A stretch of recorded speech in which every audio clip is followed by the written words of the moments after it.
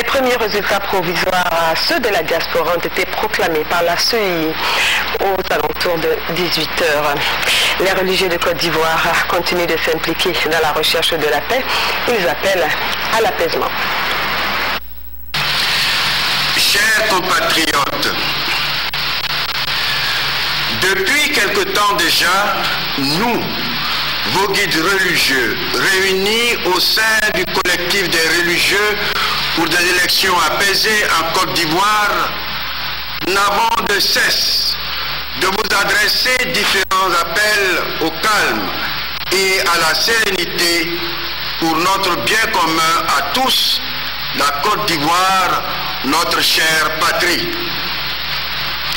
C'est dans cette optique qu'à la faveur du second tour des élections présidentielles, à tous l'appel à favoriser le vivre ensemble dans le respect, bien compris, de nos différences.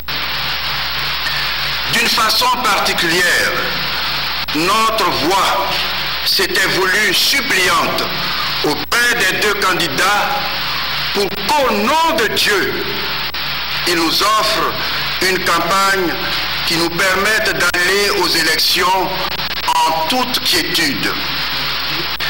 Nous terminions en recommandant aux jeunes qui se sont laissés aller à des actes de violence de quitter véritablement ce terrain qui ne pouvait que créer un cercle vicieux. Vous vous en souvenez encore certainement.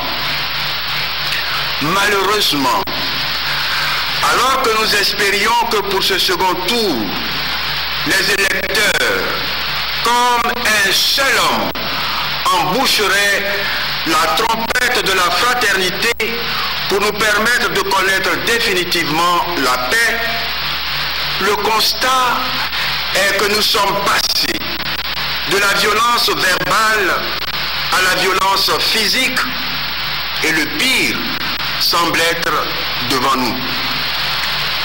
Aussi, voudrions-nous vous lancer cet appel solennel. Au nom de Dieu, au nom de la Côte d'Ivoire, notre nation, au nom des générations à venir, les deux candidats se sont engagés solennellement à accepter le verdict des urnes tel qu'il sera proclamé à l'issue du scrutin par la Commission électorale indépendante et le Conseil constitutionnel. Et vous, leurs partisans, si vous croyez vraiment en vos leaders, vous devrez, vous aussi, respecter le verdict des urnes. Nous savons et nous comprenons qu'une défaite soit difficilement acceptable. Aussi convient-il que tous nous nous ouvrions à Dieu qui ne manquera pas de nous grandir si nous savons humblement nous soumettre aux résultats de la compétition. Oui, quels que soient les résultats, nous devons tous placer l'intérieur supérieur de la nation au-dessus de toute autre considération. Chers Ivoiriens, le pays nous appelle.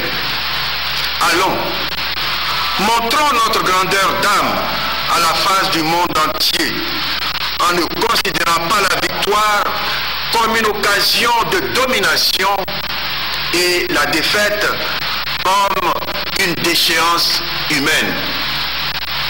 Dans cette dynamique, le vainqueur doit tendre la main au vaincu qui acceptera en toute humilité et honnêteté de collaborer à l'unique construction du pays dans une opposition responsable. Il nous faudra, pour ce faire, éviter les manifestations de mépris et d'humiliation à l'endroit du candidat malchanceux, parce qu'à la vérité, le même amour de la patrie habite aussi ce dernier. Le jeu de la démocratie commande que lorsque l'on n'est pas d'accord avec la proclamation des résultats, nous usions des voies de recours prévues à cet effet.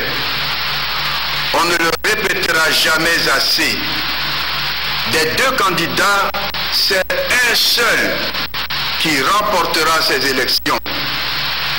Tous les deux sont présidentiables, mais un seul devra occuper le siège présidentiel.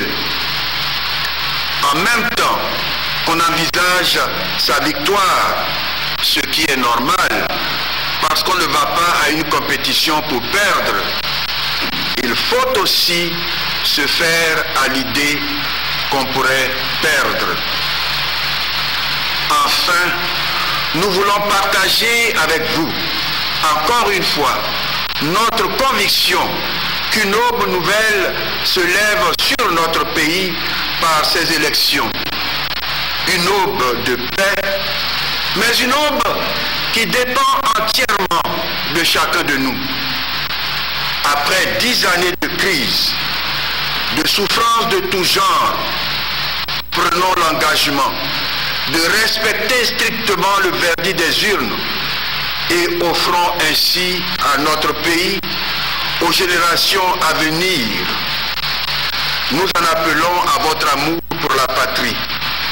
Nous en appelons à votre sens du devoir. Chers frères ivoiriens, Dieu nous regarde, la Côte d'Ivoire nous regarde, le monde entier nous regarde. Vos frères du collectif des religieux pour des élections apaisées en Côte d'Ivoire. Voilà, vous venez d'écouter Monseigneur Jean-Pierre Coutois, le porte-parole du candidat de la majorité présidentielle, Pascal Affi-N'Guessan, a animé une conférence de presse au QG du candidat Laurent Gbagbo.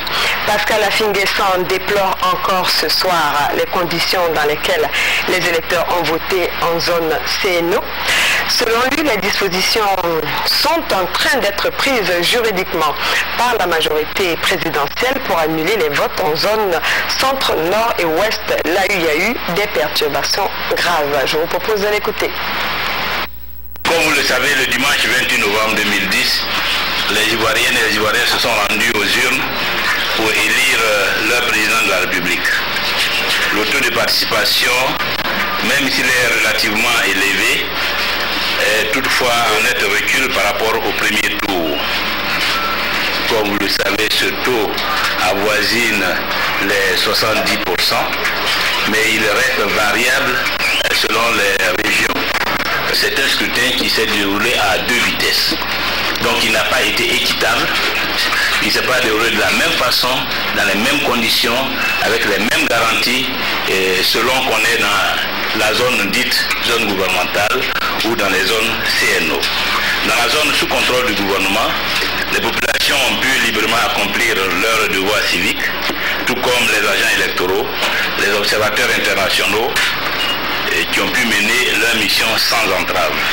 Toutefois, il convient d'indiquer qu'on déplore des incidents graves et des comportements agressifs des représentants du candidat du RDR qui ont choisi d'attaquer tous les lieux de vote où le candidat de la majorité présidentielle est arrivé en tête au premier tour.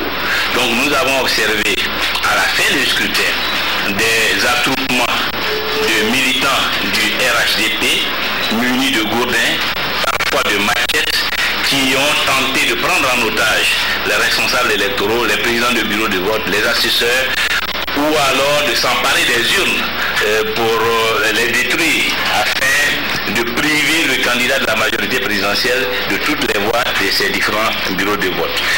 On a pu ainsi déplorer pour la seule journée d'hier au moins 6 pertes en vie humaine, notamment à Daloa, à Issia, à Saïwa et à Zikiso, et des dizaines de blessés graves dans plusieurs villes de l'intérieur du pays et à Abidjan.